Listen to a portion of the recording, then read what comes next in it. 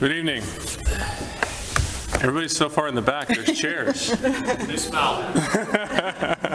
That's okay, the parents can come forward and use the chairs. We're not worried about smelling either, so it's all right. There we go. We turn our mic down a little bit, we're a little hot. So calling the school committee meeting from May 23rd, 2024 to order. And I'll do a quick walk through the agenda and then we'll jump in. So we'll start with public comment. If anybody here wants to speak to anything not on the agenda, that's what public comment is for. And if you do, then you'll say your name and your comment. You have about 2 minutes to give that comment, give or take. We'll then move on to our focus on excellence, and we have some recognitions tonight. Our valedictorian and salutatorian are here, or a couple of them. I think there's more than just the two that are here, but here tonight. So we're grateful that they're here, and we're going to celebrate them and the accomplishment. We then have the David W. Libby Scholarship, which I was fortunate enough to give out last night at the Senior Awards, but we have to officially approve that tonight. Checks and balances, I suppose. So that will be happening tonight. We'll then move to our consent agenda, and then our reports. And we'll have the reports from the administration and the school committee, at which point we move to the point where many of you are here for, and that is the facility naming request on behalf of Charlie Hardy. So we'll hear from you all, or some of you, for about 10 minutes about why you think we should name something after Charlie. And seeing a lot of the Facebook posts over the last couple days, I have a pretty good feeling, not to mention reading all the stuff from you all as well. So we'll be happy to hear from that. When we get there, I'll walk through a little bit of the process as well, so you know what the next steps are. After that, we'll move to our end of year teaching and learning curriculum update, and Dr. Hardy will walk us through a lot of formative and very important stuff. We'll then move to our mid-cycle formative review process for Dr. Milczewski, and including benchmark updates for strategic objectives 2 and 3. And then our mid-cycle formative review evidence presentation as well that he will presenting. And then we will adjourn. So it doesn't sound like a lot, but it is a lot when you go through it all. So with that said. Okay, so before we do anything else, is anybody here for public comment for anything not on the agenda? All right, seeing none, we will move on. Dr. Milczewski, will you start with the senior recognitions? Perfect. All right. Can we call up two seniors right here, Hannah Wiggins and Caroline Gallegos? Do you mind just coming on up? We're really excited tonight to be able to recognize Hannah and Caroline, you can just grab a seat up here, for their tremendous academic accomplishments throughout their time at RMHS and really beyond. So as you know, they will be our one of our valedictorians. We have two, and our salutatorian coming up. Just like to congratulate them. Obviously, as a community, we feel that becoming the valedictorian and salutatorian represents incredible dedication to their studies over the years, an incredible work ethic, and also a high bar that you set for yourself in terms of just what you of your studies. So I think you've a tremendous accomplishment, and we're excited to hear what you have to say next Friday night in graduation, and just wanted to make sure that the community here and ever those watching at home got the chance to see you, to hear from you, and to congratulate you on what is a tremendous academic accomplishment. So I don't know if you both can just introduce yourselves for those who may not know you. If you can just share anything that you want, it can be just a thank you or anything about your RPS journey, and then also just maybe what's next for you after this year, or actually in a couple of weeks. Hi, I'm Hannah. I've throughout my 4 years here, I've been a part of the band program, and I've done a lot with the marching band and the jazz band, which has been a great part of my time here outside of academics. And next year, I'm planning on going to UMass Amherst to major in physics. So I'm excited for that, and just wanted to say thank you for everything my family, my teachers, and everyone here has done for me. So. I'm Caroline, and I just want to say thank you to my family and my teachers that have been really supportive during my time at Reading. Next year, I'll be going to CU Boulder studying engineering.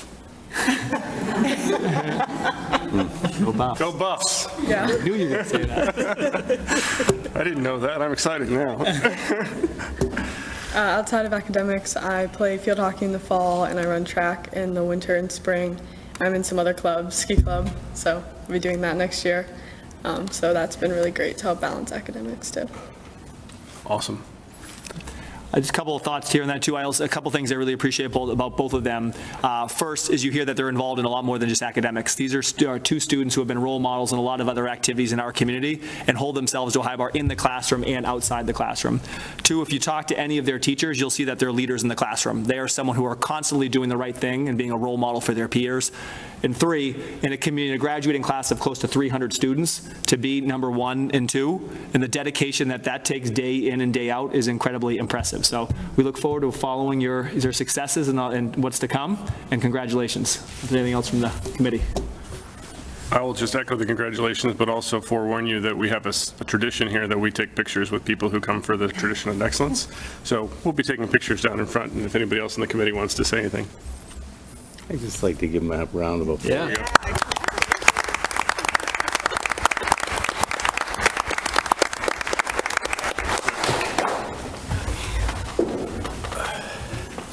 Boulder.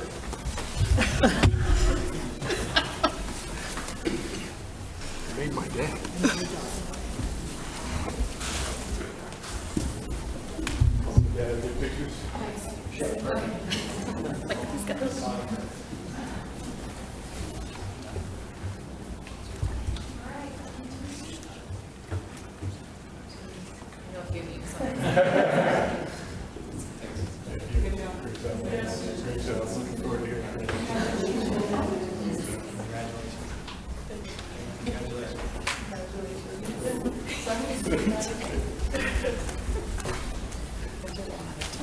Oh, it did. That's all right.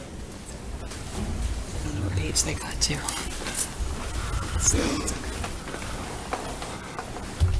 And since we have so many students in the room, I know that it may not be everyone's goal to be the valedictorian salutatorian, but I hope that everyone who's a part of our community constantly holds themselves to a high bar in the classroom. And I know that our coaches back there, I see nodding, also push you on that too. So I just want to give always that push, that academic excellence, along with all the excellence that we see outside for our student athletes on the field and in the courts as well. Okay, great. So let's move on to the next portion of the Focus on Excellence, and that's the David B. Libby Scholarship. Dr. Milczewski, you want to start us? Great. So we were very fortunate a couple of years ago to receive a generous donation from the David Libby family of $1.2 million to be able to provide scholarships to graduating seniors who meet the qualifications. Students did have to apply for the scholarship. We were thrilled this year to award, and thank you, Tom, last night for doing so, 22 scholarships at $4,000 each, totaling $88,000 for students in our community. The award, so usually the scholarship money is given out that night on the floor. The school committee is responsible for taking a vote to approve and give the town to expend the funds to provide the students. Assuming there is approval tonight, the checks are waiting. Our guidance team will go pick them up tomorrow at 8 a.m. and then make sure they get in the hands of the 22 students who were recognized last night. And a piece of the award requires students to demonstrate excellence, and we just appreciate all the students who were recognized have been leaders in our community, overcome adversity, and been models in our community. So I'm excited and thankful for the David Libby family for their generous donation that I think our students will put to good use in their future studies. Great. So do we have a motion? Motion to approve the David B. Libby Scholarship. Distribution. Distribution. Seconded by Chuck. Any further discussion? Okay, all in favor? Unopposed, and it passes 5-0. Great. Thank you, Dr. Milczewski. Okay, so let's move on then. We're going to move on to our consent agenda. So Aaron, a motion for that too, please. Motion to approve the consent agenda. Second. Seconded by Sean. Any discussion or points on the consent agenda? Can I make Please. Yep. You'll see the two, outside the minutes, two other items on the consent agenda. One is the acceptance of the FY24 High Quality Instructional Materials Purchase Grant Award, and then two, the Metco REI Implementation Grant. I just wanted to flag for the community that first grant was a similar one that we received for the elementary schools a couple of years ago that helped support the purchase of new high-quality curriculum materials. I know we talked at length that historically our community had been, our district had been in the hundreds in elementary growth for students. Last year, the first year of implementation, we were fourth in the state in elementary literacy growth, and we think the curriculum materials were a huge part of that. So we just like to say we're really excited about this grant, which will go to the middle school. Tonight, you'll hear Dr. Hardy speak a little bit about what's happening at the middle school. We think that this grant will go a long way for us in being able to ensure that there's high-quality curriculum materials across all of our grades, particularly at the middle school level. And then the Metco REI implementation grant, this is a one-time grant provided by Metco. The goal of this grant, which is a $15,000 grant, is for us to work directly with some of our 5th, 6th, and 7th grade students to provide them with summer tutoring targeted at sort of their needs, the standards where they need a little additional support, to ensure that they are on track to be able to move into an advanced coursework, either 7-8 math or 8th grade algebra, or kind of when they get to high school on a more advanced track. So we feel that grant will be put to good use and ensure that we have more of our Boston resident students in our advanced math courses at the high school level. Any further discussion or questions? Okay, we have the motion already. All in favor? All opposed? And the consent agenda passes 5-0. Okay, so moving down the agenda then, we will move to reports. We don't have a student because 3 of them are flying the coop already. Let's move on to Dr. Hardy. Good evening, everyone. Tonight for my report, I just wanted to share that earlier this week, we had a really nice celebration with our first-year staff and their mentors. We had an opportunity to bring everyone together to reflect on what it's like to be a first-year educator here in Reading Public Schools, and also to recognize the work of our mentors. The role of a mentor to a new staff member coming in is essential to their success, whether that staff member is in their first year of teaching or even coming to us with many years of experience, just acclimating to a new district. It's very important. We are so appreciative to the work of our mentors. We have outstanding teachers who have stepped into that leadership role. Tonight, or in our packet, our presentation, you'll see that we've actually listed the names of all of our mentors because we want to acknowledge their work. Just so you know, this year we had 55 new staff members in year 1 that required mentoring. We also continue to mentor teachers in years 2 and 3. And this year we had 22 staff members in year 2 that continued to benefit from mentoring. So it was a very successful year, and we are so appreciative to our teachers who stepped into the mentoring role. Great, thank you. Dr. Milczewski, anything else from you? Yeah, I'd like to give a quick congratulations to Killam principal, Mrs. Lindsay Fulton, who just had her first baby, so she's home on maternity leave. I'd also like to give a thank you to the entire Killam community who have stepped up in her absence to kind of pick up some of the leadership void. A particular thank you to Assistant Principal Talia Hallett. If you know anything about Killam too, maybe you have some Killam alums, that building's filled with just leadership throughout, from teachers, office staff, everything. So congratulations to Lindsay, and thank you to the Killam staff. And I'd be remiss if I see the boys lacrosse team here. Just like to congratulate you thus far on another successful season so far. First, I catch up mostly. We see Brendan around, but also I saw Doug yesterday, who gave me a recap, Mr. Gibbs, on the season. Talked first about the character of this team and the quality of young men that you all are. Talked about academically how well so many of you have been doing in the classroom, and of course, gave me high hopes for what the postseason has ahead and has in store. We know that you have quite a season to live up to from last season, but just wanted to share my enthusiasm for how well you've all done this season, and there's a lot of eyes on you this season to put your best foot forward and make a deep run in the tournament. So as I see you all, good luck, and we look forward to following your successes over the next couple of weeks. Go get them. Get another state title, back to back.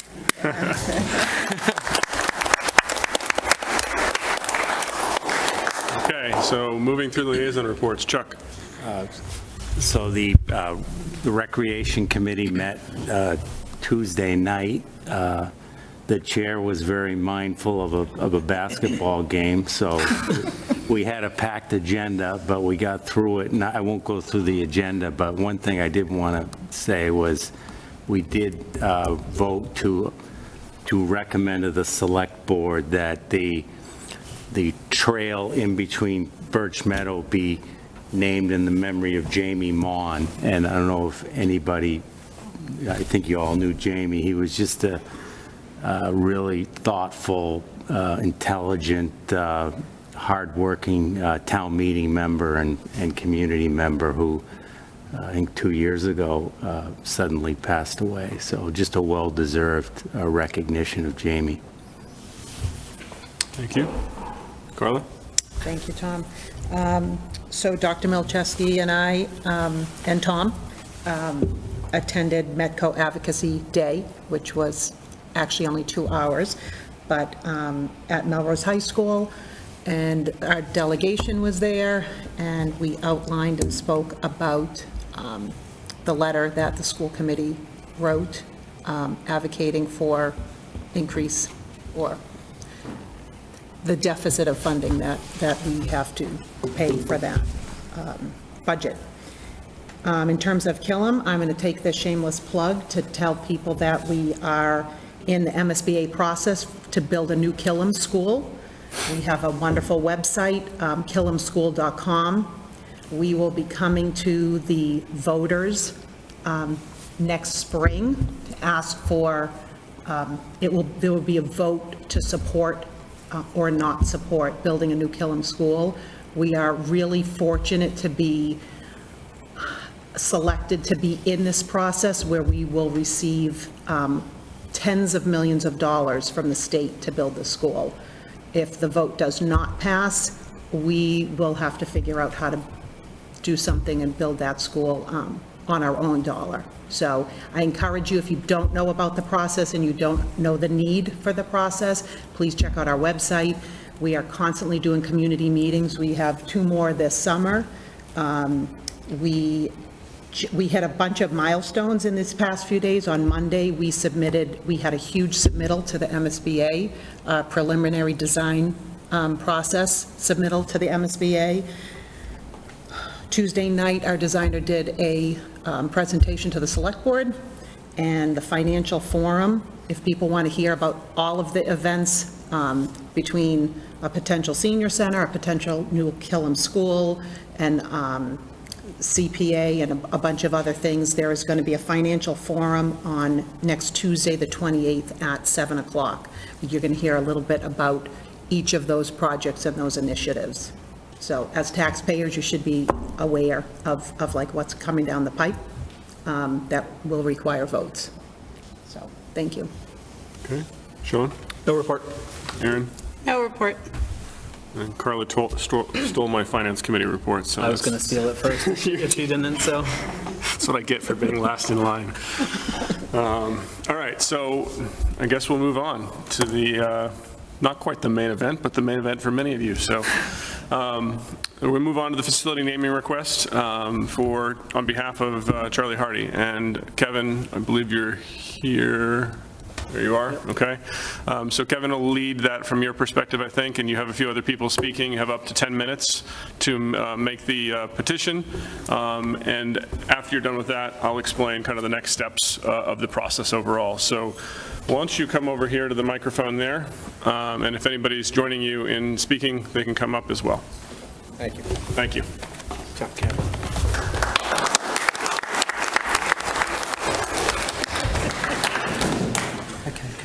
The mics have to be together. Bring the mics together, because one of them's for the Zoom and one of them's for the room.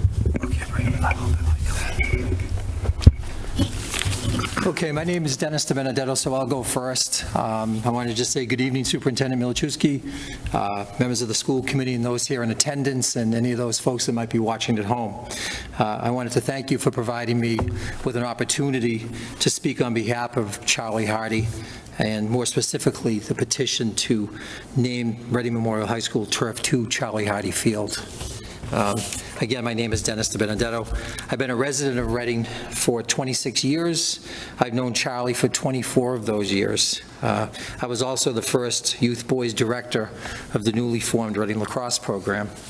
I, along with my wife Connie, raised 3 children that all graduated from Reading Memorial High School. When searching for a place to raise our family, we chose Reading because of all the positive attributes the community had to offer. We looked a lot around the Middlesex area, and Reading seemed to be the best fit. And trying to compare apples to apples, Reading had at that time, and still does, the best schools in the area, so that's why we ended up here. All 3 of my children played lacrosse. I have 2 sons, Kevin and Patrick, who both played for Charlie, and a daughter, Kate, who played on the girls' team. And keeping it all in the Hardy family, my daughter first played for Charlie's niece, Maggie Mahar, who was a standout at Syracuse, and finally for Charlie's daughter, Michaela, a lacrosse standout at UNH. All 3 of my children played at the collegiate level, and I believe this is a testimony to the positive experiences and the coaching they had, beginning with their participation in the youth lacrosse program and ending with their playing for the Reading Memorial High School lacrosse teams. This brings me to my next topic, community. What does it stand for? What makes a community successful or strong? It's as simple as the people within it working together for the common good of all its members. Charlie Hardy represents a unique individual in the community of Reading. In the fall of 2000, he had a vision to bring the game of lacrosse to the youth of Reading. With some gentle encouragement from a fellow UMass alumnus, Dave Lautman, a small ad was placed in a local newspaper. In that ad, Charlie asked anyone interested in supporting this effort to a meeting at his home. It is safe to say that enough people were excited to be part of something new to offer to the youth of Reading. Some in attendance had no idea what the game entailed. Make no mistake, it required many hands to make the establishment of the Reading Youth Lacrosse Program a reality. None of this could have been accomplished without Charlie's leadership and contagious enthusiasm. I feel immense pride in having been a contributing member of this small group of dedicated parents led by Charlie Hardy and bringing quite a successful lacrosse program to Reading. People also should know that for 10 years, Charlie would go to Parker to ensure that the fields are ready to be played on. At that time, it was a grass field. And I can tell you from firsthand experience, it was a lot of work to make grass fields playable at that time when the weather was unpredictable on a Sunday. So he was a strong advocate for Parker to be converted ultimately to a turf surface, which it is today, and the girls currently enjoy playing there. The program held its inaugural clinic and registration event in February of 2001 at the Hawks Fieldhouse. We had anticipated approximately 50 attendees. What we had, and much to our delight, were 168 participants. Thanks to Pat Iapika for remembering that number. The overwhelming majority who had never picked up a lacrosse stick and really had no idea what the game was. It was just something else to do in Reading, and it was great. Out front was Charlie explaining the game and working skill sessions. It was clearly obvious that that he was most definitely in his element. Of note is that past athletic director Phil Vaccaro stopped by, and based upon what he observed, it was reported by a few volunteer staff that he chuckled and said, and I paraphrase, "It looks like there are going to be a few more games to attend." I guess I was right. I guess he was right. Charlie's record of success on the field over his 22-year tenure is well documented in the petition that you folks have in your possession. What he has done for the youth of Reading and the community at large cannot be overstated. For anyone knows that Charlie, it was always about what was best for the athlete, the school, and the community they represent. Naming of Turf 2 to Charlie Hardy Field would be a well-deserved honor. His contributions are in par with Walter E. Hawks Fieldhouse, William Enslow Performing Arts Center, Pete Moscariello Baseball Field, John Hollingsworth Football Field, and Hal Croft Track. In closing, any community would be fortunate to have Charlie Hardy in their citizenry. Thank you for your consideration. Thank you. Good evening, Superintendent, members of the school committee. My name is Kevin Mulvey. I want to thank you for the opportunity to come and talk about the petition to rename Turf 2 after Charlie Hardy. My wife Barbara and I have been living in Reading for over 24 years. We have raised 4 sons here in town. They were all involved in youth sports and high school sports, 2 of which had the good fortune to play lacrosse for Charlie. Our kids got exposed to lacrosse early on from the Benedetto kids and Just Laxing It, which is a program for youth that Charlie and his daughter Michaela had created. They would go to that every summer, and then when they aged out, they would actually work it with Charlie and Michaela and others. My wife specifically remembers her feelings on Charlie right from the first time she met him. His enthusiasm and positivity were infectious to everybody around him. Young or old, didn't matter. Charlie would get everybody involved and interested in lacrosse. At that camp, it became evident that Charlie taught a number of very valuable lessons. Camaraderie, respect, dedication, all of which were staples of Charlie's kids coming through the program and elsewhere once they graduated. Charlie's obviously created a very top-notch program here in Reading for the last 22 years, but he's also created a very close-knit lacrosse family.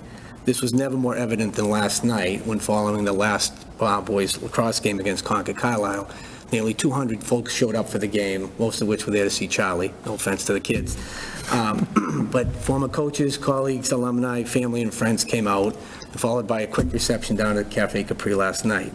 I would be remiss if I didn't say in your packet is a spreadsheet with over 500 supporters of this. The numbers have now grown to over 600, and I think the longer this process goes on, those numbers are going to grow as well. Charlie's impact goes beyond the borders of Reading. Tom Delicandro, who is Concord Carlisle's version of Charlie Hardy, attended and spoke last night after the game. He had a number of wonderful things to say about Charlie, but the thing that stuck out to me more than anything was that when Concord was getting ready to play Reading, his kids had to give their A game, prepare with their A game, because they knew they were going to get an A game from Reading. And the quote is that the Reading kids know how to play the game of lacrosse correctly. One of my sons plays college lacrosse at St. Anselm's College. The St. A's coach is fond to say that he likes the Reading kids because they know how to play, they know how to play the game of lacrosse correctly. Right now, there are 6 Reading Rockets on the St. A's lacrosse team. Clearly a testament to the kids, yes, but also something for Charlie to take home and know that he's the one that created and fostered the program and the culture that is important to Reading. The Reading boys team, and Reading, let's face it, Reading in general has been lucky to have Charlie for 22 years. I think renaming Turf 2 to Charlie Hardy Field is the most appropriate way for us to thank him for his service. So those are my comments. I'd be happy to answer any questions you have, but thank you for your time. Great, thank you very much. So just a note on process, it was in the packet, so people probably already know this as well, but the committee will not deliberate this discussion tonight. Any committee member can ask a clarifying question of you two or anybody else in the room who wants to answer, but otherwise we won't discuss it necessarily. Next meeting, 2 weeks from tonight, we will have a discussion about forming an advisory committee. And most of you probably already know we also have a request on the table for Phil Vaccaro and gymnasium in the field house. So my proposal for the committee at that point in time will be that we have one advisory committee that addresses both naming needs. Simply because there's only so many volunteers in town and only so many meetings we can all attend. So efficiency-wise, I think it would make sense to address both of them at the same time. What that then means is that we would form that advisory committee, assuming the committee agrees to it and votes in favor of it, and we would form it by putting one of us on that committee, most likely as the chair to be elected by the rest of the committee, a select board member, a historical society member, and a business member. The principal of this high school would be an advisory member of that committee as well, and a student here at the high school. So looking around the room, if any of you are wanting to participate in this, that's your chance to actually be on the committee that's going to vote and recommend something along this line. I've been considering whether to expand the committee a little bit because of the fact that it's doing 2, so I'll consider that over the next couple of days as well as we come up to next week, or 2 weeks from now, to make that happen. That committee then will meet at least 3 times over the next couple of months. First, their formation committee, just to see who's going to do what role and how they're going to structure themselves. Second would be a public forum, and they have to, by rule, have to publish that out multiple weeks in advance so people know to come. That's the second chance you as an advocacy group come to present your case. And there's no time limit at that point in time, unless the chair of that committee sets a time limit, but there's no 10-minute rule at that point. So everybody and their mother who wants to speak about Charlie can speak at that case. And the third one would be their recommendation meeting, where they take all the feedback they've received, probably in both cases, and come back and they propose a recommendation that they then vote to bring back to the school committee as a whole. Once they bring that back to the school committee as a whole, the school committee can then further discuss it and make a decision to accept the recommendation or decline the recommendation. So process-wise, that's generally how it will play out. Given that we're now in June, I'd expect that that's probably a September, October timeframe in terms of when the process will conclude, give or take. But that's the general gist of it. So committee, any questions on the recommendation or the nomination anybody wants to ask? No. Just, I guess, one more point of note is that the criteria that has to be used, is, according to our policy, is based upon, it's outlined in the policy, and it's essentially that, superior levels of performance in strengthening and supporting the public schools, effective citizenship, community service, excellent character and general reputation, and high standards of ethics. That's part of the criteria. So as you think about your personal advocacy on behalf of that, think about those criteria and either submitting a letter, which is another way you can handle it, and that can come to the whole committee as a case, or, and you think about presenting at that public forum I mentioned before. Okay? Any questions from you all? Good. Any questions out there? Is that policy defined anywhere that we can look up? It is absolutely. It's policy FF. It's on the school committee's website. If you type in Reading MA School Committee Policies, it's the first link, and then inside there you can look at the F grouping of policies. It's also in the packet for tonight's meeting. So if you look at the packet for tonight's meeting, it's near the back of the packet. Okay? All right. Thank you very much. Thank you. Thanks, Kevin. I'm going to suggest, you all are welcome to stay, but usually people don't. So I'm going to take a 3-minute recess to allow you guys to clear if you want to do so. Are you going to pull up our slides, or?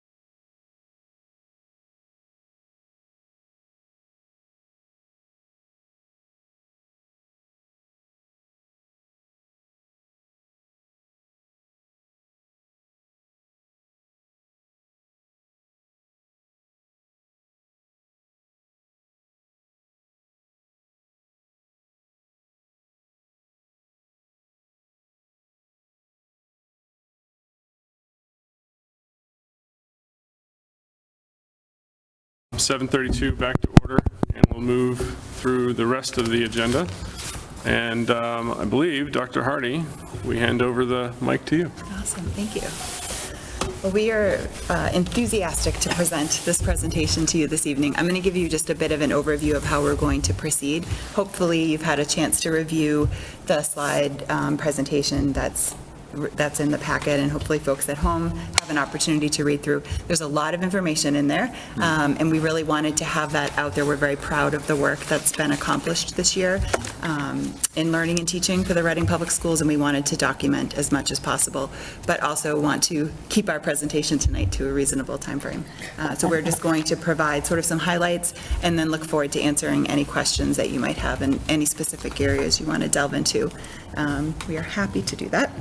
I want to acknowledge two members of my team that are with me this evening to help me. I have Marion Lynn, who's our K-8 STEM coordinator, and Erin Birchall, who is our K-8 humanities coordinator. So we will do this together, as we do most everything.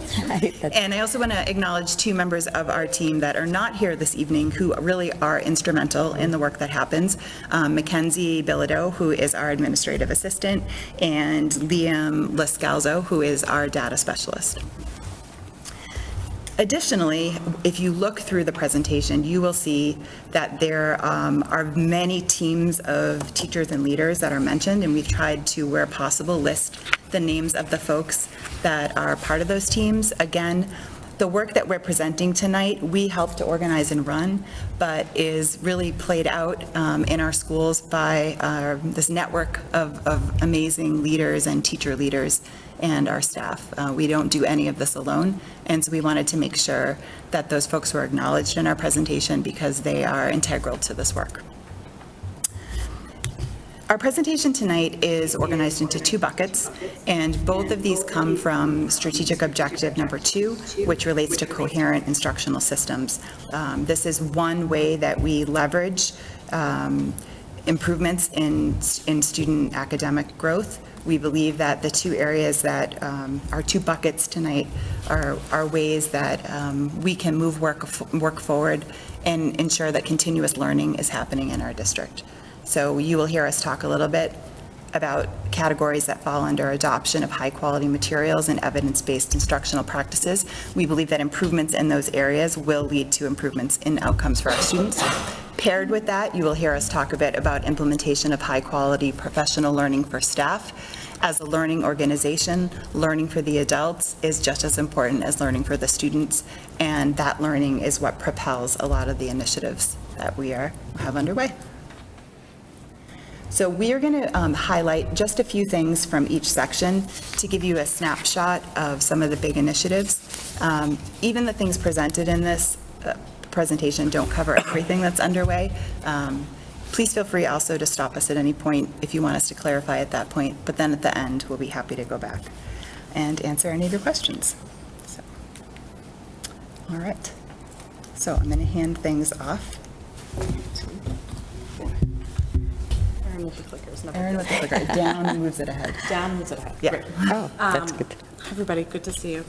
So I'm going to talk a little bit, it's not moving, there we go, about elementary literacy and give you a little bit more information. I know you've heard a lot from me this year about elementary literacy in terms of our core, but also in terms of the early literacy screener.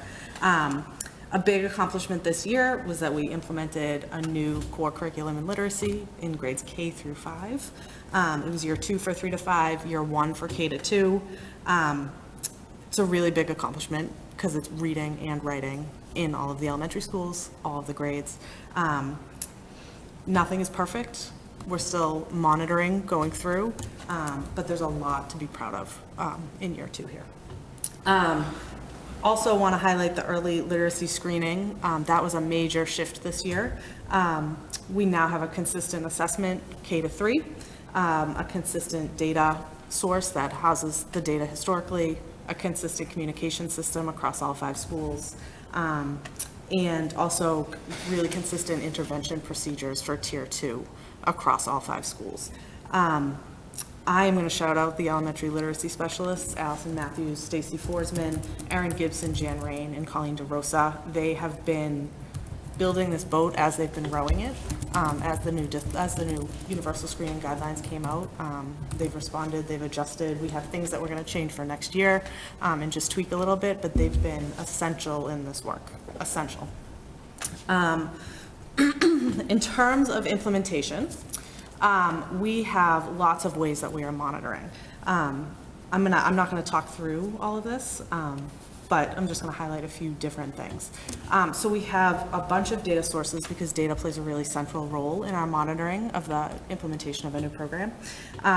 There's data on the following slides, but just to highlight the following. So we are really encouraged by ERLA data so far, knowing that this is year 2 and that impacts the data and the reliability and all of that. The learning curve of the teachers with the framework itself, the core framework itself, and also data collection in the assessment itself. But the cohort data for current 4th and 5th graders is also really encouraging. So the slides show data from last year and this year, but also cohort data in grades 4 and 5. That would be important to look at.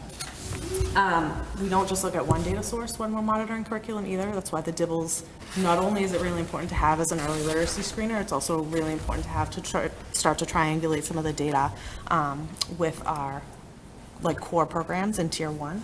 And that data is really promising. I'll tell you, the end of the year data is not complete yet. Literacy specialists are still in the middle of completing it.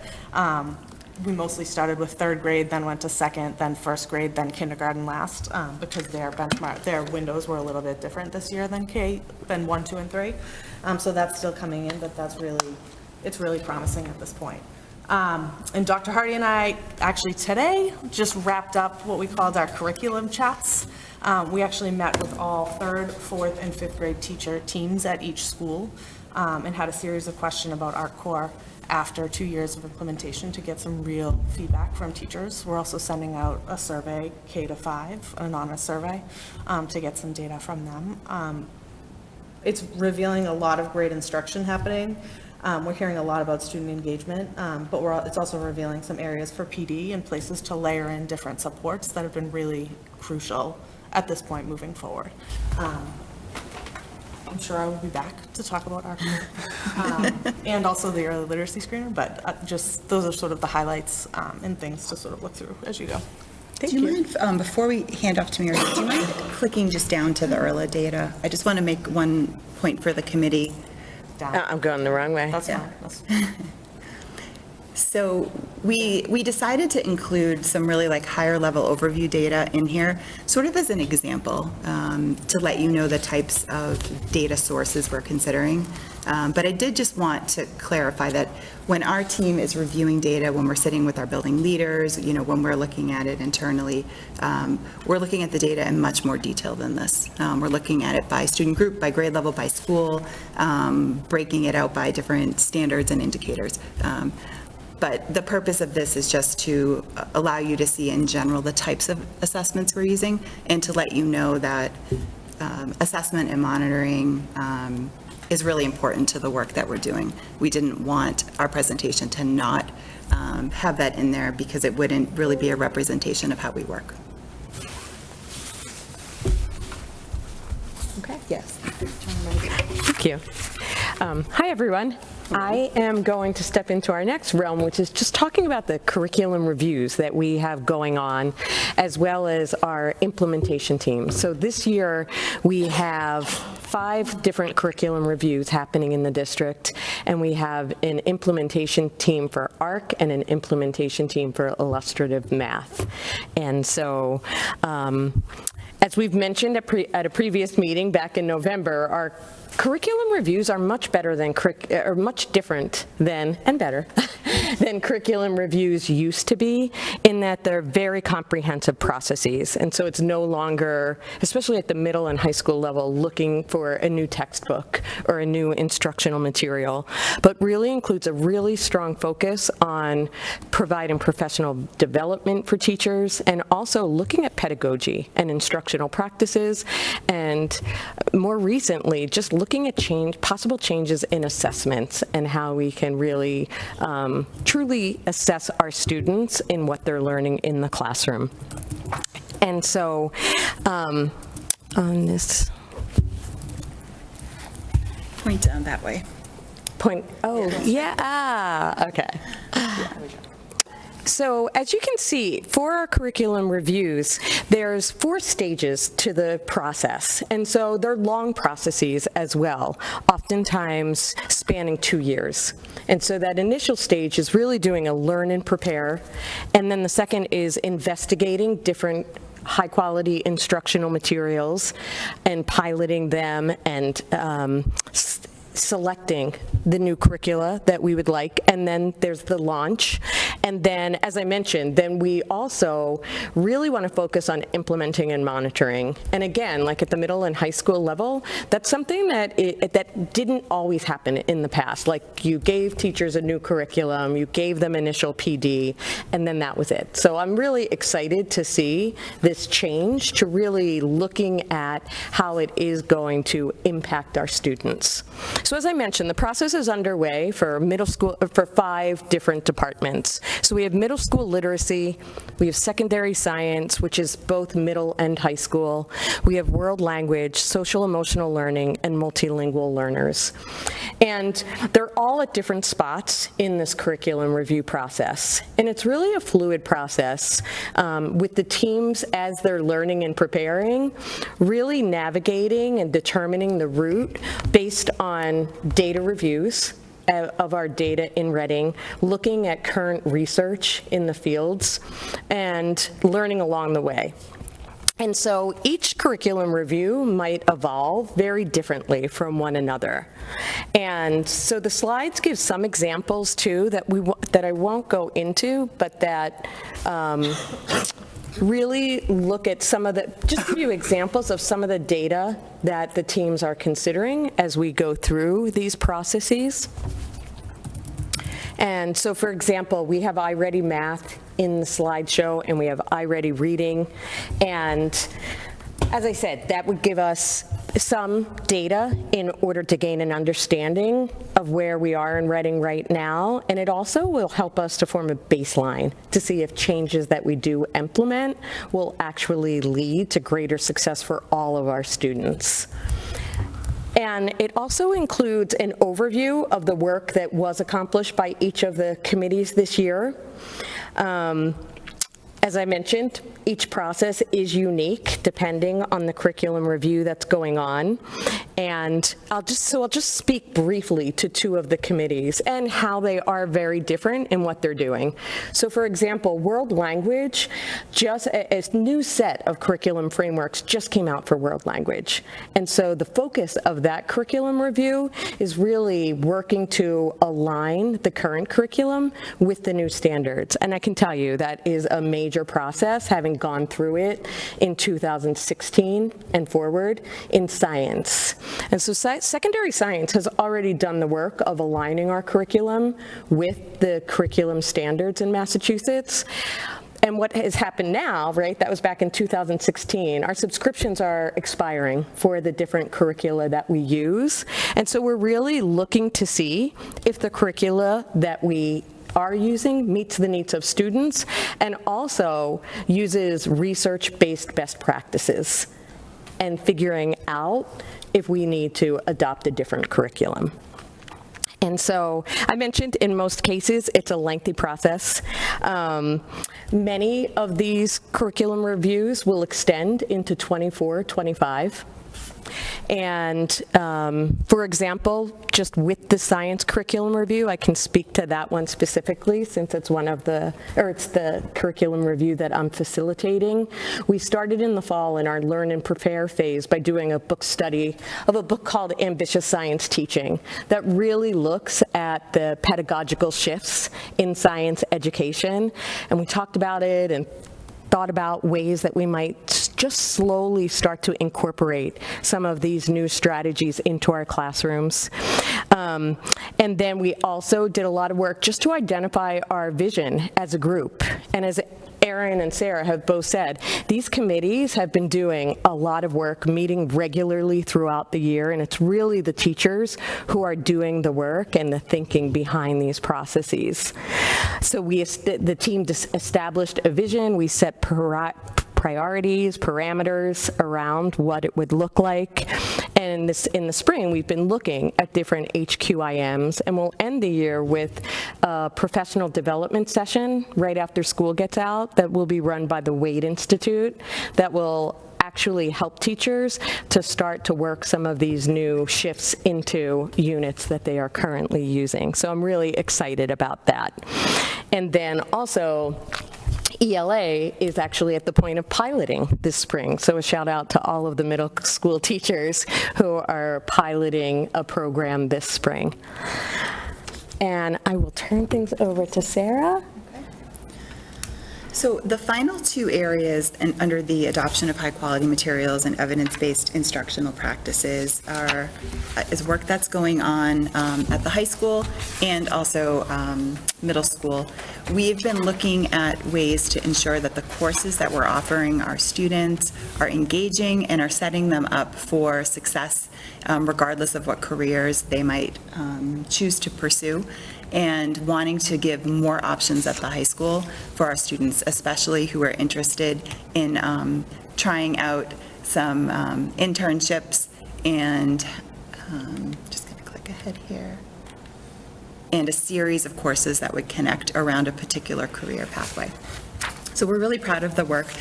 Principal Callanan has been instrumental in moving us ahead at the high school, in particular with the innovation career pathways, but also with the internships that our seniors accomplished. We are really excited to have launched this year our first innovation career pathways at the high school, and next year we'll be adding 2 additional pathways. So we are making really great progress in that.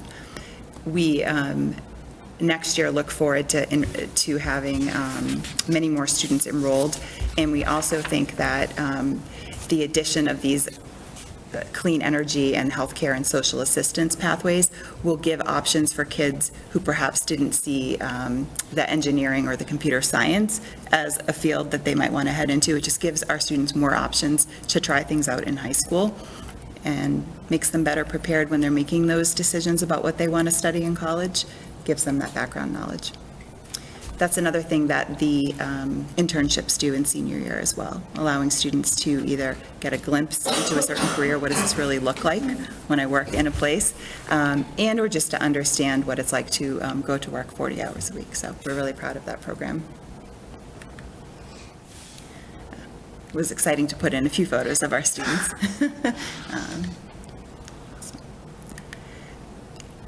And our secondary math pathways is another example of ways we're trying to ensure that our courses support all of our students throughout their experience in Reading to meet their college and career goals. We know that math courses are particularly important when students are looking at their future careers or the courses that they're going to pursue in college. And we've presented regularly to this committee this year. We have a follow-up presentation in June where we'll be able to give you some more information. But this is something that we have spent a good amount of time on this year because we feel it's so important to ensuring that the students in Reading receive the best education they have. Math is extremely important.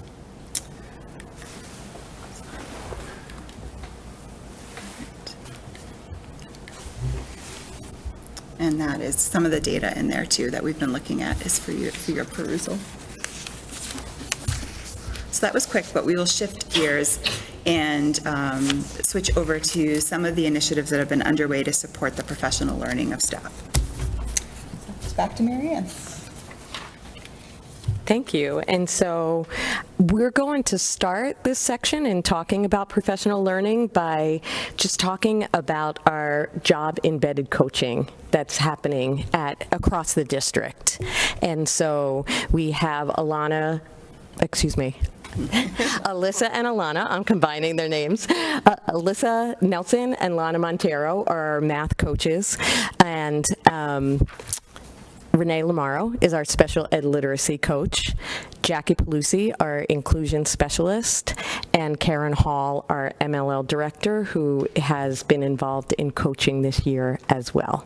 And so we're really excited about this focus on job-embedded coaching in Reading because it really gives us much greater bandwidth to be able to differentiate professional learning and support that's really focused on the teacher's work in the classroom and provides teachers with opportunities to really select growth areas where they're interested in improving their practice and exploring new strategies that are most meaningful to them.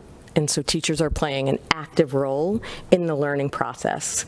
And this might look really different for new teachers versus veteran teachers. For example, new teachers might be requesting for coaches to come in and model lessons for them to see how to run the lessons, whereas veteran teachers might be requesting to be observed to see how they're doing in their practice and to get some good feedback related to that. The presentation does include some slides, a graph that just shows the different types, lots of different types of support that the math coaches are providing for K through 8 teachers. We also included some anecdotal evidence, and it's just feedback that teachers have been giving, and it's been overwhelmingly overwhelmingly positive. And we are in the process right now of gathering more detailed feedback through a survey to the staff. And so I'm going to share just a few highlights from the math coaches, since they are the 2 coaches that I work with most directly. But there's lots of great work happening and powerful work happening with Karen and Renee and Jackie as well. And so hopefully you'll have an opportunity to hear about that at some point too. So the math coaches have been instrumental in so many areas this year that it's really hard to capture everything that they've been doing. So I'm just going to give you a couple of examples of what they do.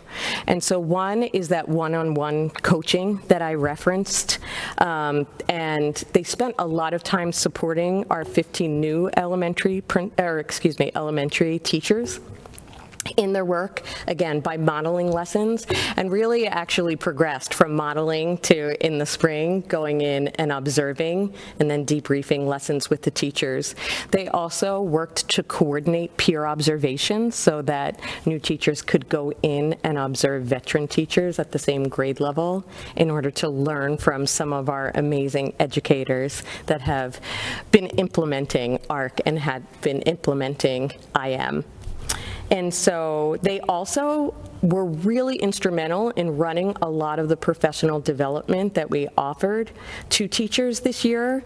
And so I'll just quickly run through. They helped us, Erin and I, to run our 6 elementary workshops on Fridays.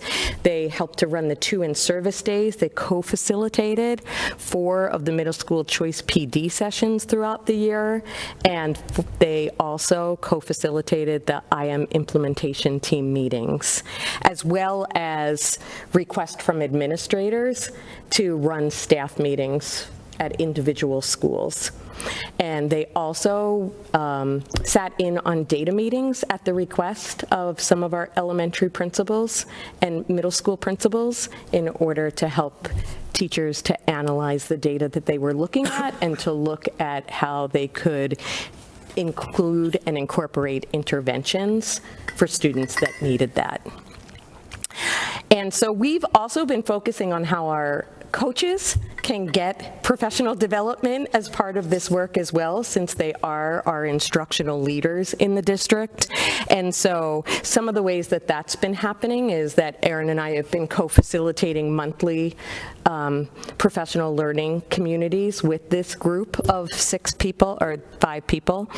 And they also are, the math coaches are part of the DESE's Math Leadership Network. And so 4 times during the year they go just to learn about new initiatives and PD opportunities for teachers and changes that might be happening to assessments. And related to that, we're really excited to be attending the Inclusive Leaders Academy next week. That's being held in Beverly. And one of the organizers is Karen Janowski, who is a Reading resident. So we're excited about that. I'll just share on that last one too, and that's an opportunity for our coaches to get a couple of days together to calibrate on what good inclusive practice looks like. We think there's some good work happening on that, but I think with some good facilitation and some support to have them calibrate on practice will be really beneficial.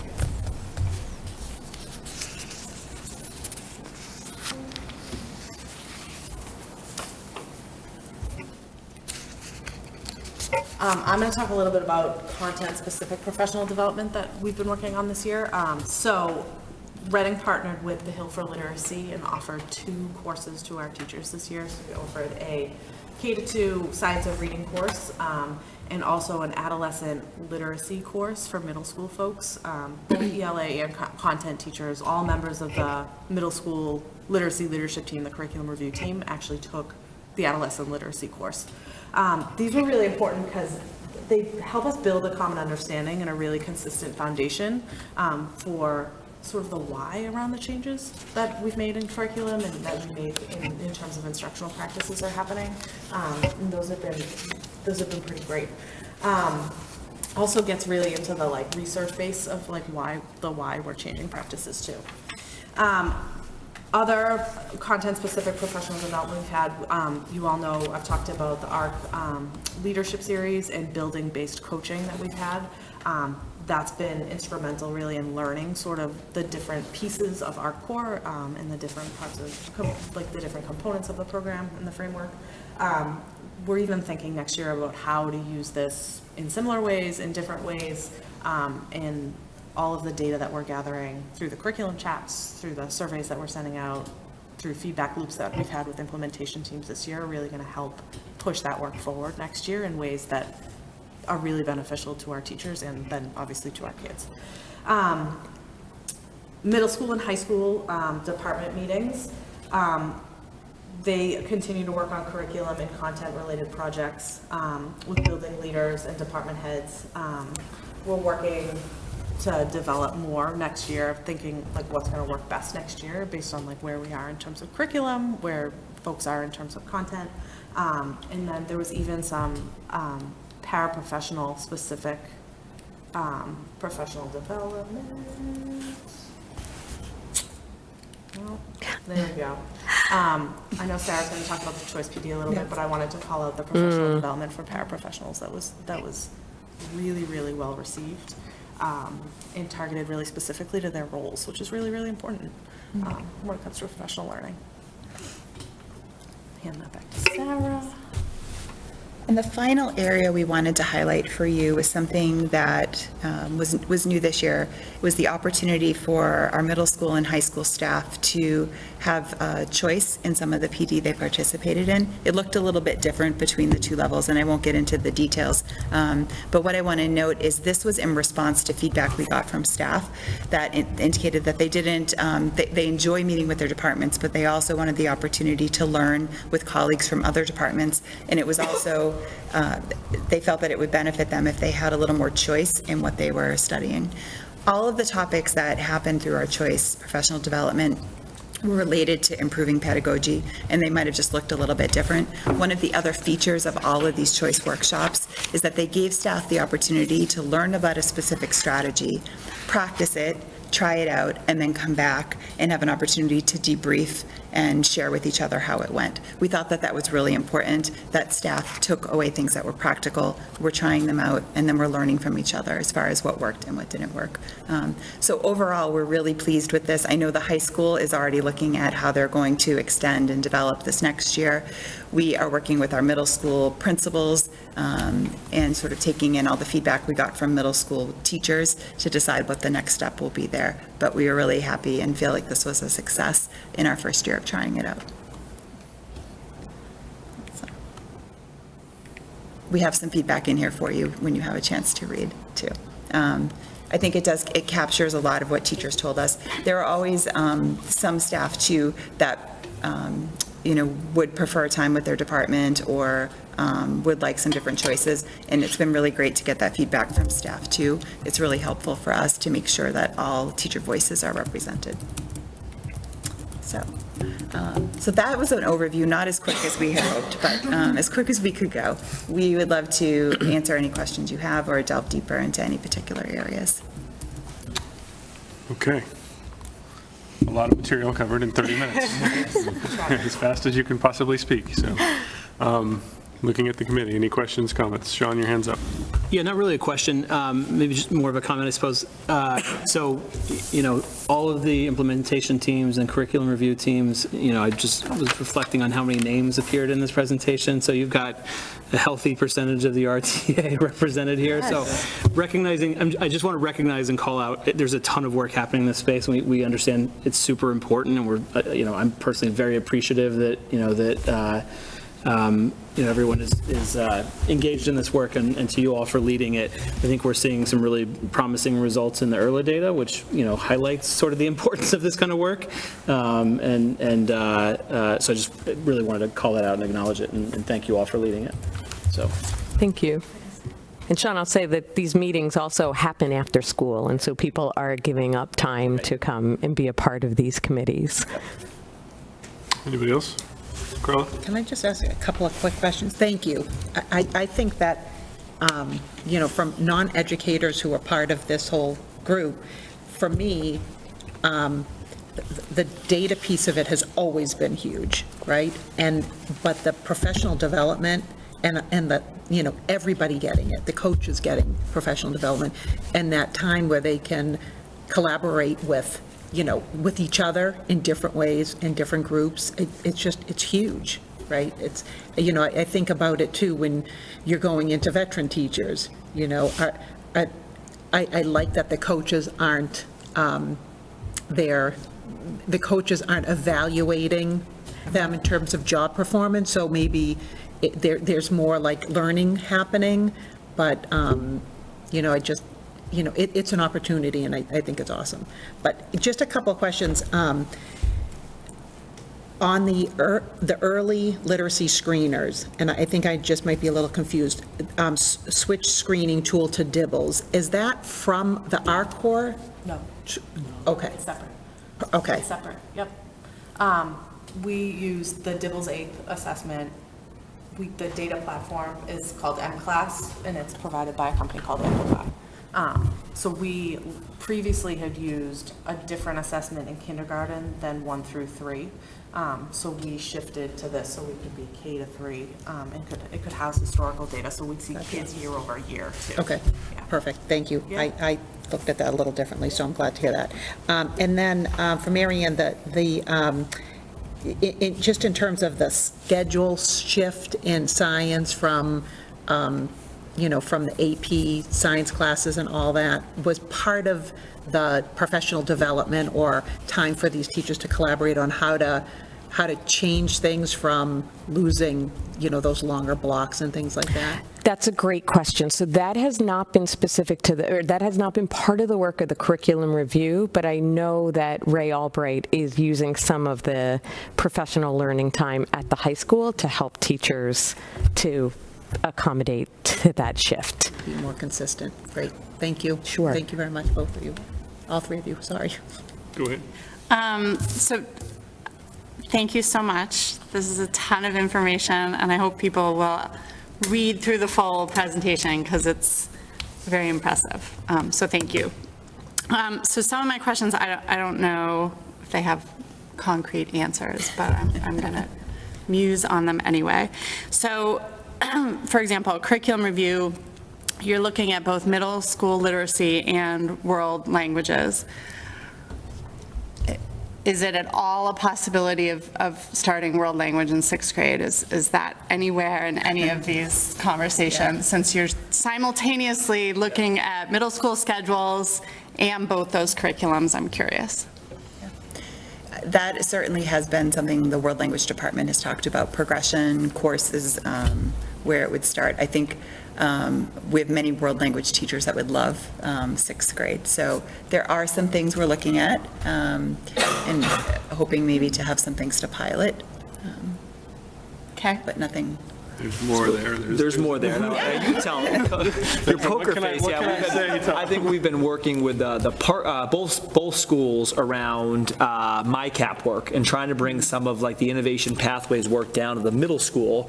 I can share some of the work that I was at a Parker staff meeting the other day, where part of that would mean that if they're to shift to offer more electives in 8th grade that align to a lot of the coursework happening here around engineering and computer science, that would free up some of the world language teachers who are currently teaching elective to be able to teach an exploratory in 6th grade. So that's, I think, something that's being discussed pretty seriously at Parker right now. Now, where I think Sarah's being a little cautious was, we can't guarantee that we're ready to launch that, although I would say more likely than not. Also, what does that mean for Coolidge? I don't know if we're able to launch at the same time because their MyCap works in a little bit different place. But I think that will probably push the schools to kind of get it down to 6th grade, because I'm guessing it would be successful when it moves down. But I would be surprised if it's not a pilot next year at Parker, 6th grade. World Language Exploratory. Okay. That would be, yeah. So you spoke a lot about the math coaches, obviously new position this year. It sounds like they've been hugely beneficial. I'm glad you're seeking feedback from the staff too, because I'd be curious. I'm just wondering, obviously there's a budget impact to adding those positions. I'm wondering if you can articulate any sort of budget savings by how much job embedded PD they're able to assist with. And I don't know if that's something you can put a number on, but I guess I'm thinking of it more in terms of if we ever were to try to add literacy coaches. So one thing that I was thinking of, and I think just missed in my notes there, was, their focus is really on strengthening Tier 1 within our classrooms, right? And so with that goal of having more students achieving at Tier 1 and not needing interventions, that would be a cost savings, Sure. right? For sure. And then I think also in support, providing that support to new teachers, we all know the detriment of turnover with teachers. And so if teachers are feeling supported and feeling confident in the work that they're doing, then I would think that they are more likely to stay in the classroom. And so I think that would be a cost savings to the district that, as you say, Erin, I don't know that we can quantify it, but I would say, some of the outside providers that we've worked with in the past around math, the prices are, maybe $2,500, $3,000 a day to bring in PD. So, not having to bring those outside folks in or not bring them in as frequently is also a savings we could point to. I'm really glad you raised that too, and I was just quickly looking back in my inbox. I remember when we were pitching this, we had looked at a lot of the research around the coaching model and like return on investment. I haven't looked at it again in a while, so I'd want to brush up on that, but I think that's a good push for us to start to think about what's the impact. So thank you for raising that. It makes me want to go back to what the research is saying about that now that we've had it in our district for a year. Great. Can I ask one more? Sure. So we are finishing out year 2 of Art Core in 3 through 5. And I know there's still a cohort that is not meeting grade level reading per your data in here, but I'm curious, and maybe there's something to come back to in the fall, but in terms of who's needing like serious reading intervention in 6th grade, if we're seeing a decrease from a few years ago. So I guess it'll be something to look at, or I don't know if students have already been referred or that's already in the works, but. I'm going to make a big note to look at that in Okay. the fall when our literacy specialists at that middle school are starting their work to sort of see how numbers compare. Yeah, I feel like it's another benchmark to be monitoring. Yeah. Thanks. No problem. It's going to be an interesting data set because the group we're talking about now is the COVID group.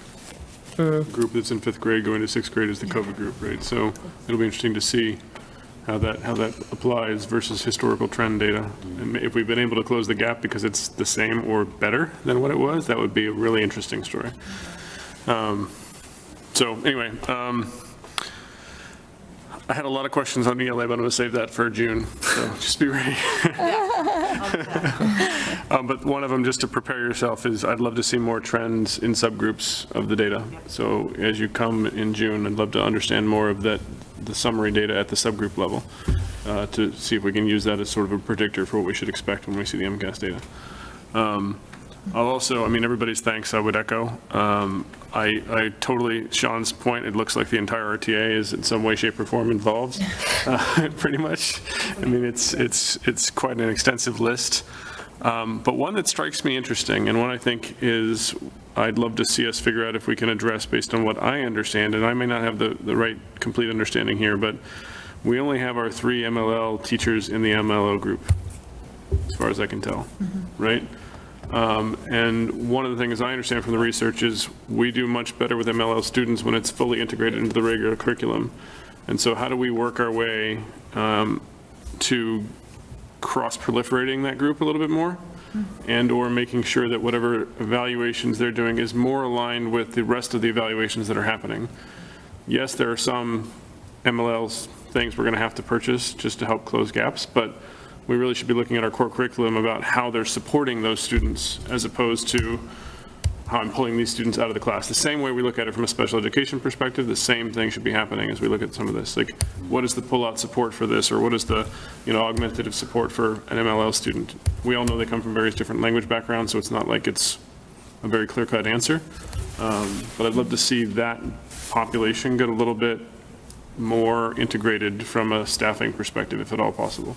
Yeah. Nope. But that said, people have to sign up for it, so I can't mandate it. This is a really timely question. I met with the MLL teachers and Karen on Monday, and we talked a lot about our core and our MLL students in different ways we can start incorporating or continue to incorporate the new curriculum into their sort of learning and their pull-out learning. So we talked a lot about the thematic units and how building vocabulary with kids, using pictures, using vocab words, all of it would be really helpful. So, and we talked through a whole bunch of different other ideas and things. So it's going to be a continued conversation for sure. But it actually started on Monday, which was a tough question. Obviously, it's different for a kid coming in at K1 or 2 that it's an MLL kid versus a kid who just comes in the high school, which we've had, right, show up MLL kids at the high school, and all of a sudden it's like, what do we have to do here? But so just, I want to think about that. And I think the other observation I have is a little bit more disconcerting. Reading the graphs and charts for the teacher choice data. The high school ones are singing pretty high praise. The middle school ones have some disconnect, I think. I'd love to understand if we can figure out why. What was it in those particular cases? Now, it's not huge numbers, right? It's not huge numbers, but it is interesting in the disparity there, where some people felt like it had like no help whatsoever to them, right? We didn't see that in the high school level at all. It was strongly disagree is a bit higher number in the middle school than it is in the high school. So if there's anything there that you can pull out of your kind of open sessions that can help inform next year, I think it would be good to understand that. I do think, just to speak a little bit to what we've talked about, the high school format is a year-long track that staff are in. It's based on a professional text, and so there really is a different format and flow. What we piloted this year with the middle school were shorter, like 2-session workshops. And so there's just a different feel to it, I think, when you're in the workshop for 2 early release days.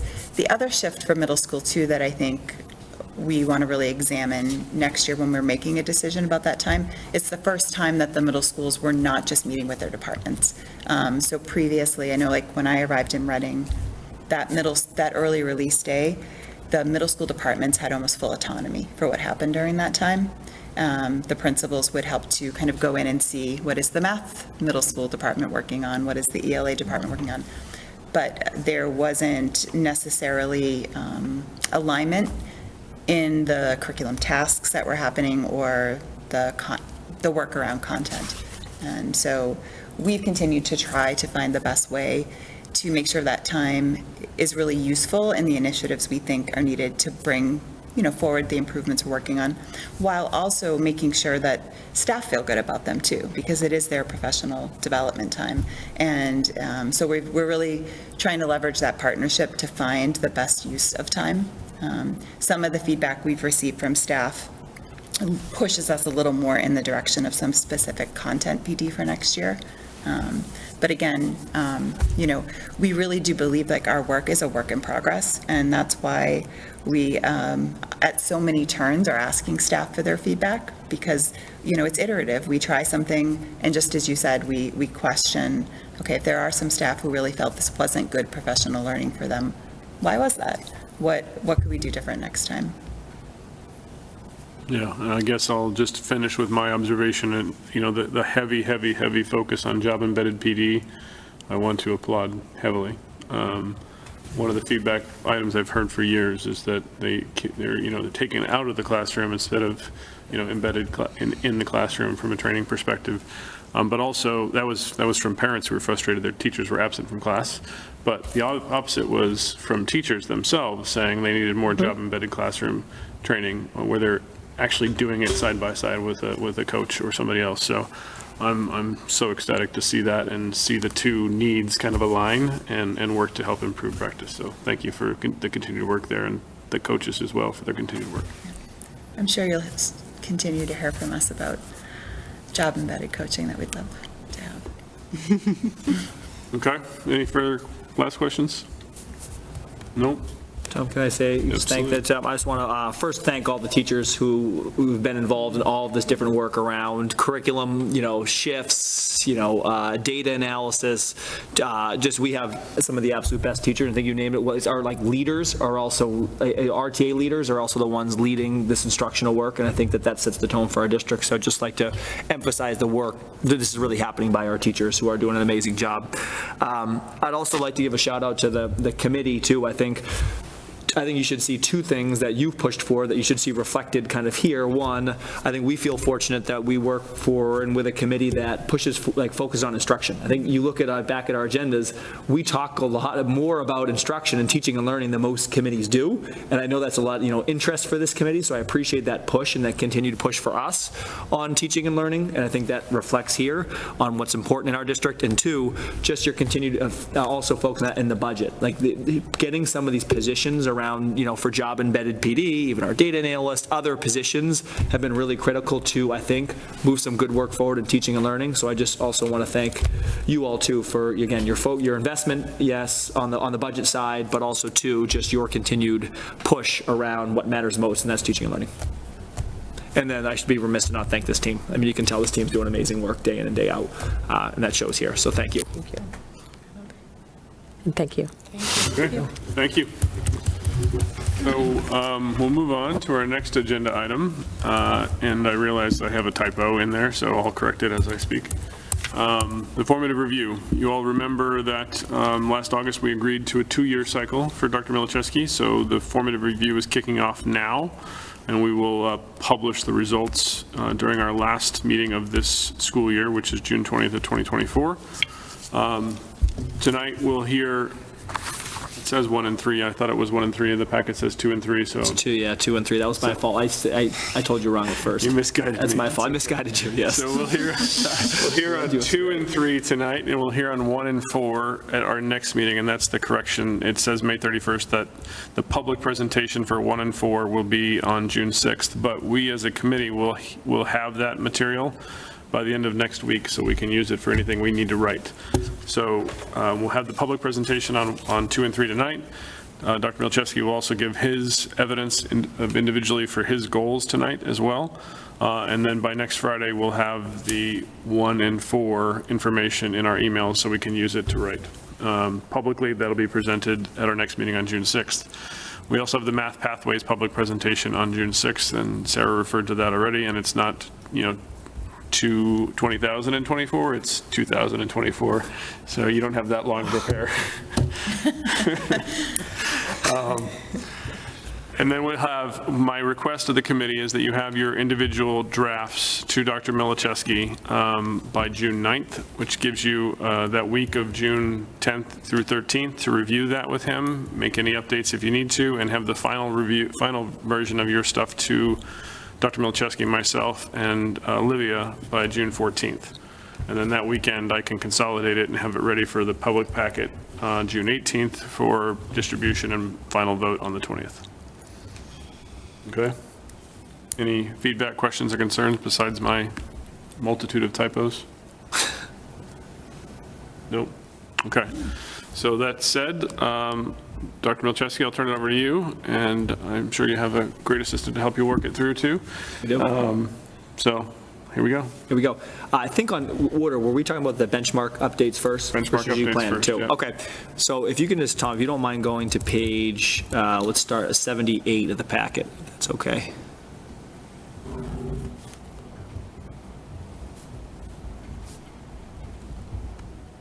Of course, I don't see the page number thing. Right? Everyone at home's not getting too dizzy watching that.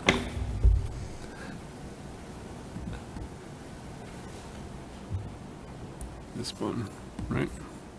Keep going a little further. Yeah, a little further. There we go, that's perfect. Okay, perfect. So I'm just going to spend 3 or 4 minutes orienting you on what's in the packet, and then I'm just going to open it up to conversation, questions, and feedback. So as you'll see, this is the first page of kind of our update on our district strategic plan. A couple of things that I want to make note for you. First, you'll see in the left column is the activities. These are the things that we set out to do and get done this year, next year, and one more year. Then tying that the best we could to short and long-term outcomes that we expected either after this year or the next 2 or 3 years. That was what's in the district strategic plan, which is linked above. This third column to the right is what's new, which is the 2023-2024 end of school year updates, which should provide the committee sort of a progress update of where we are now, just to orient yourself. 2, you'll see that there's, as you go through this, there's some goals that we feel confident we have already met, and we've listed those. Many that we feel like we have made progress to, and we try to give a little bit of an update. 3, many that we have not met for a variety of reasons, whether that's either the activities we're using are not working. 2, maybe we feel like it's just we don't have the data yet. Maybe it's a goal that's out for 25, 26.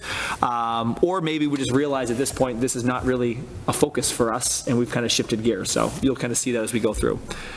3, as you go through this this document, you'll see that many of them say in that far right column, linked here as a presentation too. We didn't feel like, for example, tonight in Pillar 2, a lot of what's in the strategic plan is what you heard tonight. So we didn't think it made sense just to copy and paste it out of the presentation and throw it in here. The only time that we will explicitly mention something there that's not a presentation is if it's a specific data point that we have called, a quantitative data point that we have committed to. So you'll see here, we have put tangible numbers around the amount of kids we want in innovation pathways, the percentage of students that we want, based on demographic groups and innovation pathways. In an upcoming pillar, you'll see a specific number around attendance rates. When we get MCAS data, you'll see specific targets around MCAS data. We'll put that data specifically in there. Otherwise, in a lot of these, we have just linked to the presentation to avoid just being redundant with you. The last comment I want to make before we just open it up too is that tonight we put in information around pillars 2 and 3. Even when we've done that, there's some overlap. Like, for example, within Pillar 2, there's one of our Initiative 2.1 is around the program reviews. That aligns to what's going to be presented on June 6th. So even though tonight we've given information for 2 and 3, there's still some things that are coming in upcoming presentations on June 6th. We've also learned a lot as a team as we've gone through strategic plan of making our plan. There's things that we've realized we were way too specific here. We were not specific enough here. We were not measurable enough here, kind of as our first go around as a team making this. So over the summer, our leadership team is going to revise the strategic plan, present a revised version back to the committee either sometime this later this summer or early fall, because we think there's sort of a lot of lessons learned. So I'll pause there and just open it up to anyone in the committee if there's anything within 2 or 3 that either you have feedback on what we've given or if you have questions on just sort of our progress. John? Do we have any hypotheses about the gender breakdown for career pathways? Yes. Particularly some of the ones that we've launched already, we feel are also reflect what we see in sort of the industry as well. So for example, in computer science, we see a major discrepancy. Carla, you and I have this conversation about your daughter, right? A major discrepancy on gender breakdown in computer science. Maybe not and also it maybe not as stark in the other 2 pathways, but given that that's been our most popular pathway, that has really skewed the data.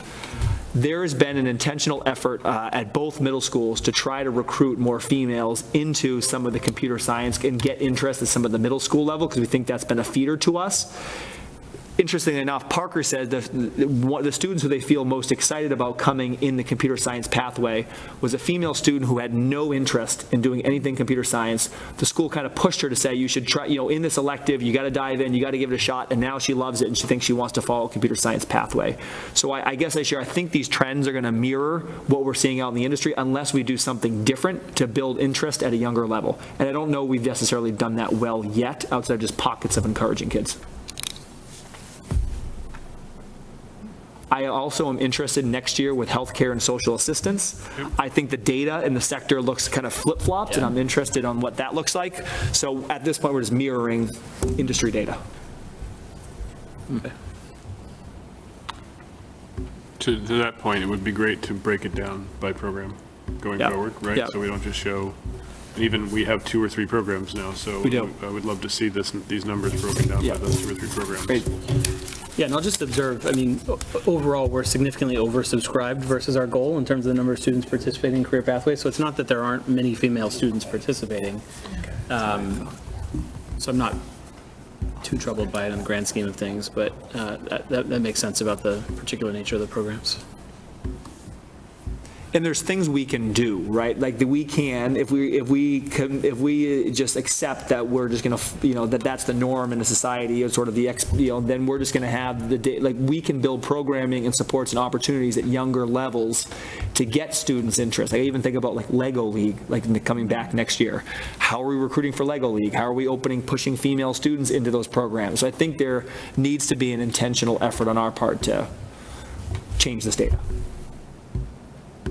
Should look into, so for Girl Scouts, I used to take the girls to MIT for their women in engineering, and they sit there and they're standing in front of you telling you how they love to shoe shop, but then they're growing cartilage in a lab for knees, and it was fabulous to see that and to just go to MIT and just be in those presentations, and I bet you could get them to come and do like workshops or something. Great idea. Yeah, they're great. Some of those shoes can be tough on your knees, so it's a natural, Exactly. it's a natural, yeah. Resolve the problems. I want to know how you know. It's a good push, thank you. I was looking at Aaron when you said that, because I was waiting for you to say something about robotics and Lego League? Lego League, yeah.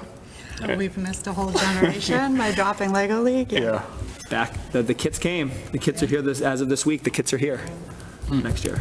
Yeah, and it's interesting, because we have the focus on coding in the library, at the elementary level, particularly the earlier elementary grades, but then there's this big gap, where unless the student sort of has a specific interest or a personal interest, there's not quite as much of a constant drip of that content. Well, I love the idea of bringing it more down to the middle school, because I think, I think there are kids looking at high school classes who are like, what is engineering? What's engineering, yeah. Or like, Why would I select that? or even like computers, like the computer science is vast, right? I mean, it's like, it is not just one thing. But for some kids, they might be like, computer, so I just think like if we can expose them a little earlier so that when they're making those choices, they're a little bit more informed. Yeah.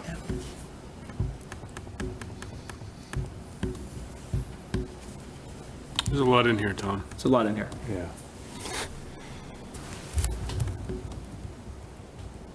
Any other feedback on this portion of the meeting from committee members? A lot of reading.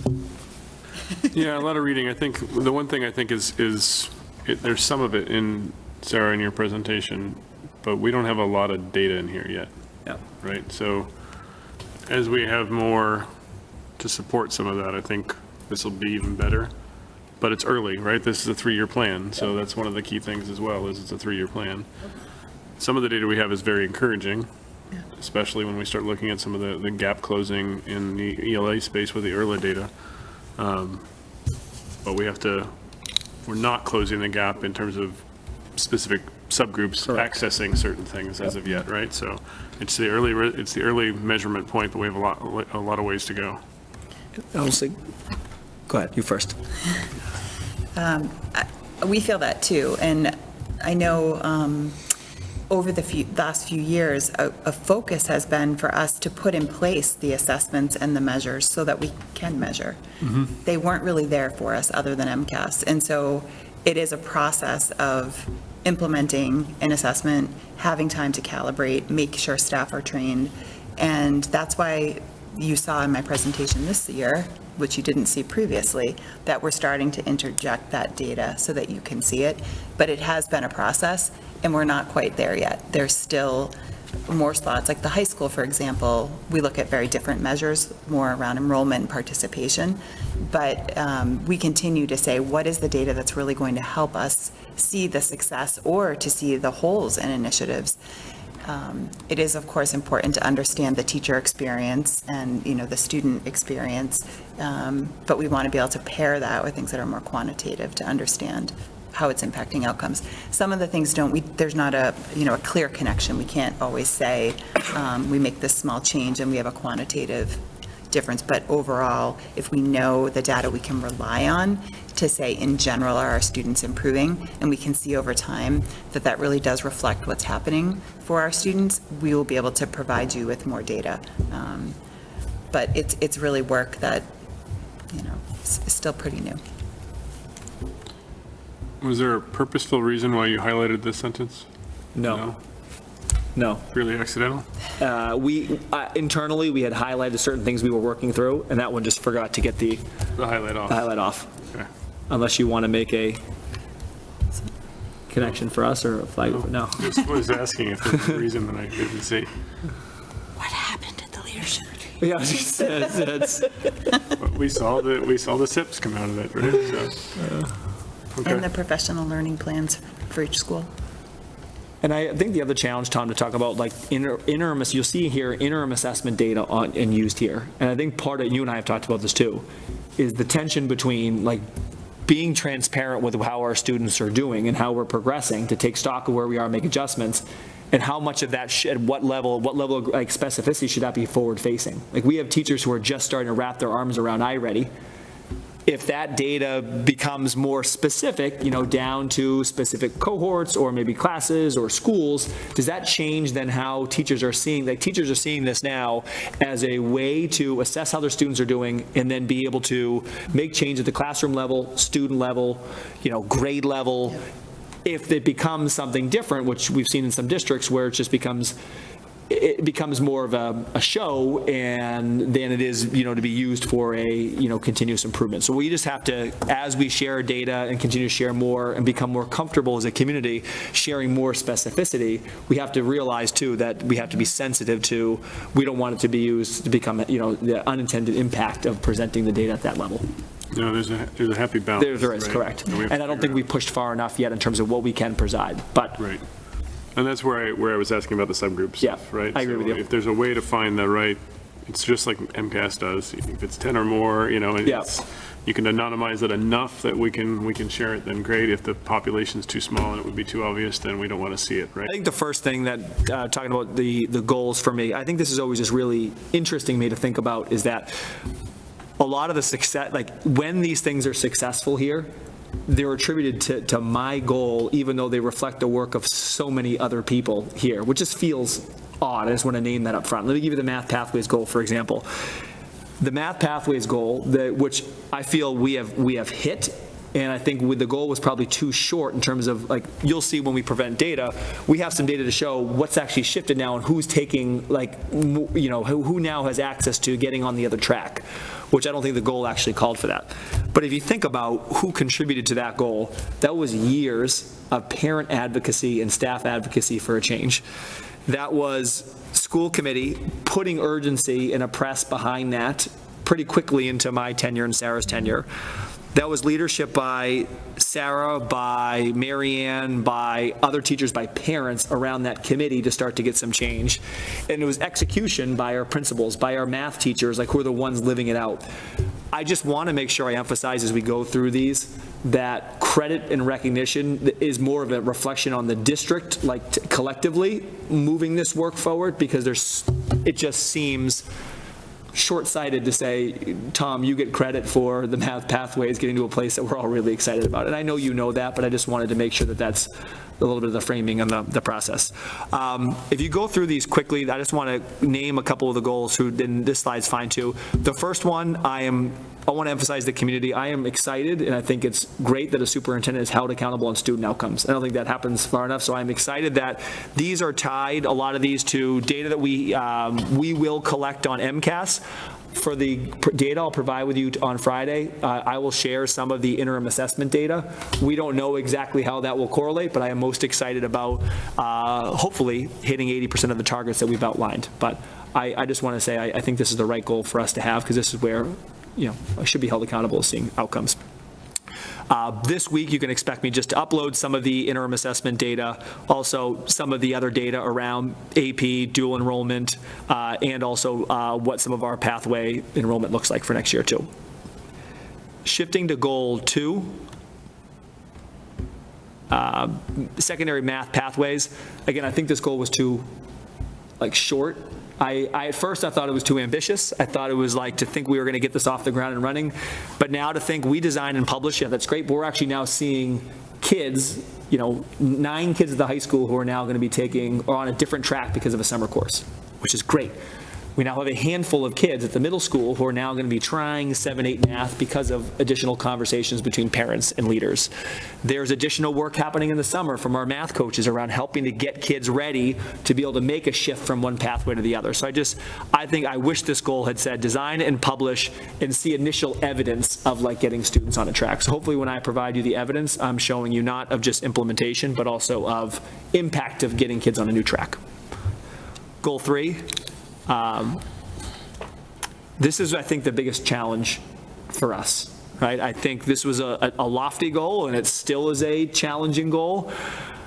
one I think and we are still trying to wrap our heads around in like so many ways. We have some like things that are encouraging within this goal. Like if you go to the next slide, like pieces of this that I think that we're starting to do well, like particularly number 2, a ton of credit to Sarah and Jen, who I think have helped really change our district leadership team meetings to focusing on data, and everything is grounded and looking at a set of data and then using that to make adjustments or in practice.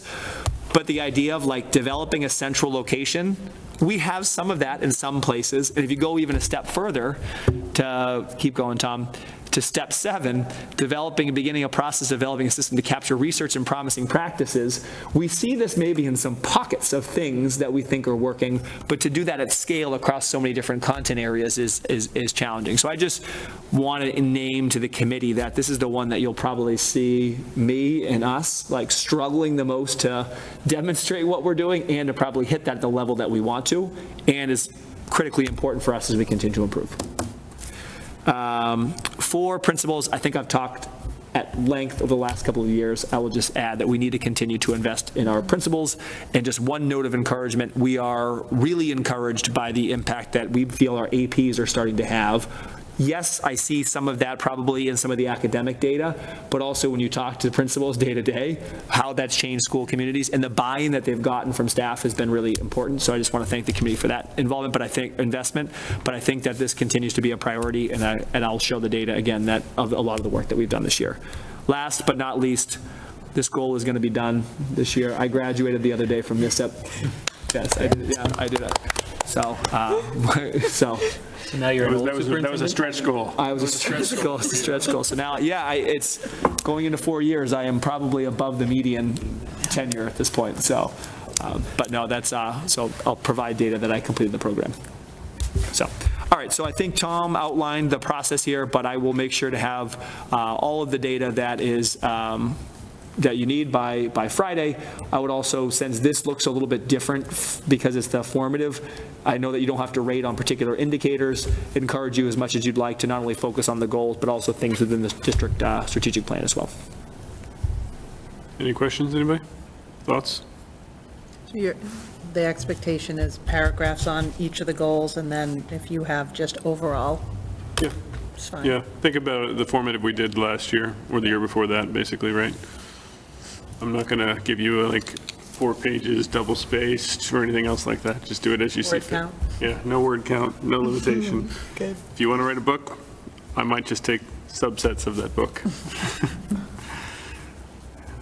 Okay. I'll just say this, I think. I'm trying to figure out the right words for this. The way you introduced this overall, Tom, in terms of the role that you have versus and how everybody does the work that you get the credit for, you set the tone, so don't undercut that, right? Don't undercut your own impact and influence on everybody's willingness to do the work because of the leadership that you provide. So just, yes, you will be the one who gets this review, and you'll be giving reviews to your staff and all that kind of fun stuff. But some of these things weren't even under discussion before, weren't even possible for consideration before.